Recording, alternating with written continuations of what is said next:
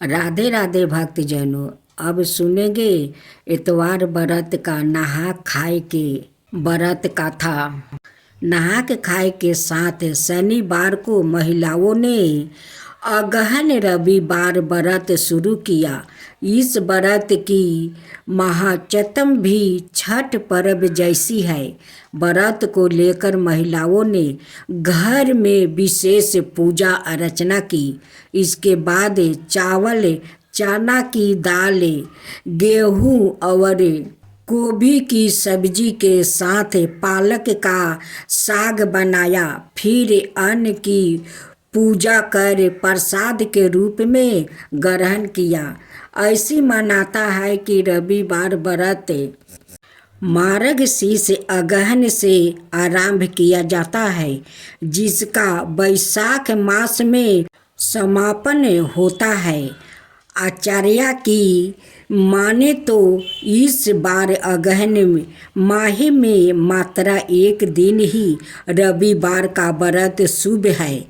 अगले रविवार से धनु राशि में सूर्य प्रवेश करेंगे, यानी खरमास शुरू हो जाएगा। इसके कारण सिर्फ 9 दिसंबर वाला रविवार व्रत शुभ है। फल्गु नदी सूखी रहने से इस बार रविवार को सूर्य कुंड तालाब पर श्रद्धालुओं की भीड़ उमड़ेगी। छठ पर्व की भांति इस दिन भी कई श्रद्धालु भगवान भास्कर को अर्घ देकर घरों में सुख समृद्धि की कामना करेंगे। दोपहर को 2 से 3 बजे तक पूजा करना संवर्तम है। आचार्य नवीन चंद्र वैदिक ने बताया कि सूर्य उपासना में रविवार के व्रत का अपना एक विशिष्ट स्थान है। इस दिन व्रती सरोवर तालाब में भगवान भास्कर को अर्घ देती है।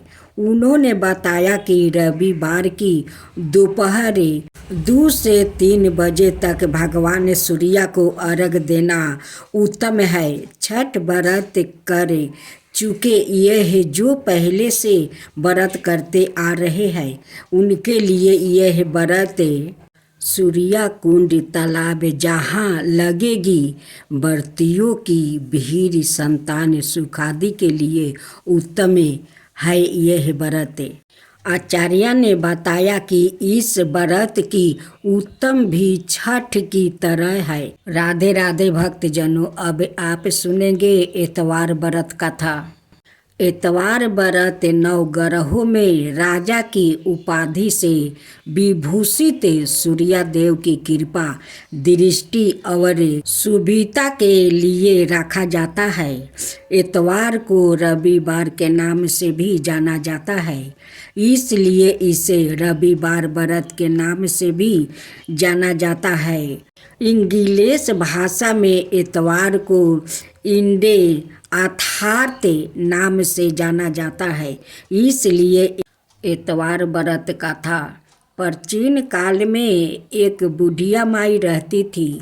उनकी 2 बहू थी, लेकिन बुढ़िया माई नियमित रूप से इतवार का व्रत करती थी। इतवार के दिन सूर्य उदय से पहले उठकर बुढ़िया माई स्नादि निवृत्त होकर आंगन को गोबर से लीपा करती थी। बुढ़िया माई अपना बहू को सिखाती है कि बहू, जैसे जैसे मैं इतवार व्रत करती हूँ, वैसे वैसे तुम भी करो।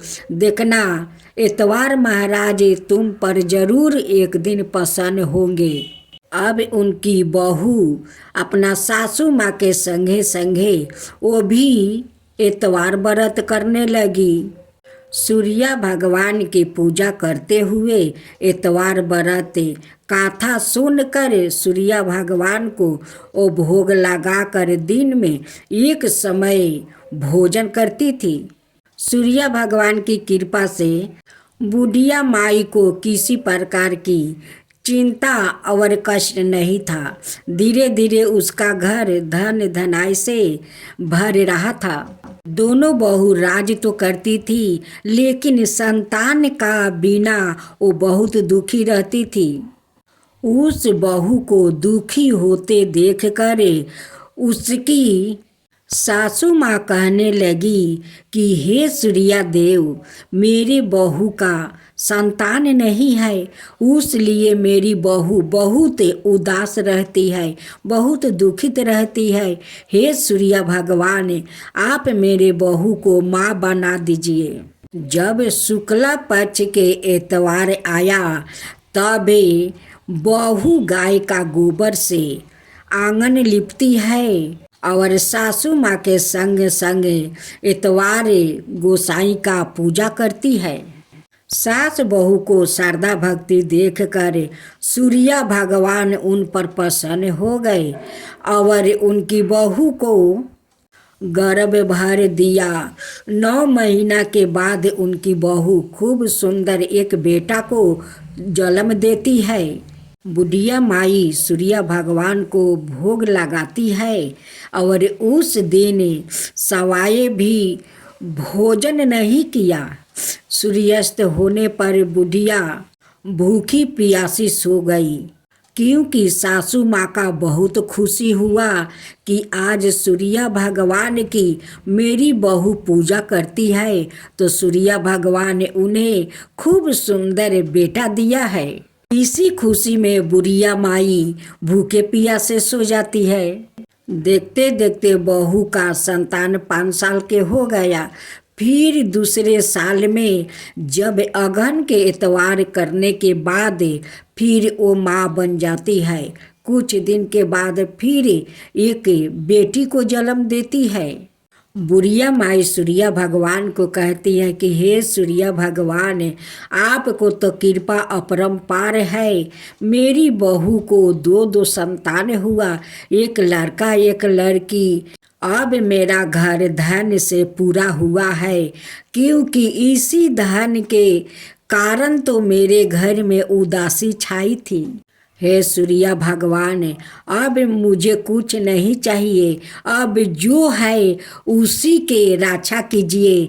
हे सूर्य भगवान, पूरा परिवार को आप रक्षा कीजिए, ऐसे ही मेरे घर में खुशियाँ भरते रहिए। तब से बुढ़िया माई का बहू 6 महीना इतवार करती है। 6 महीना वो नीमक नहीं खाती है, फिर बैसाख में बैठा देती है। फिर दूसरा साल आते हैं, फिर अगहन को शुक्ल पक्ष के वो इतवार उठाती है, अब बैसाख को शुक्ल पक्ष के वो फिर बैठा देती है। सासू माँ के साथ साथ बहू भी इतवार करने लगी।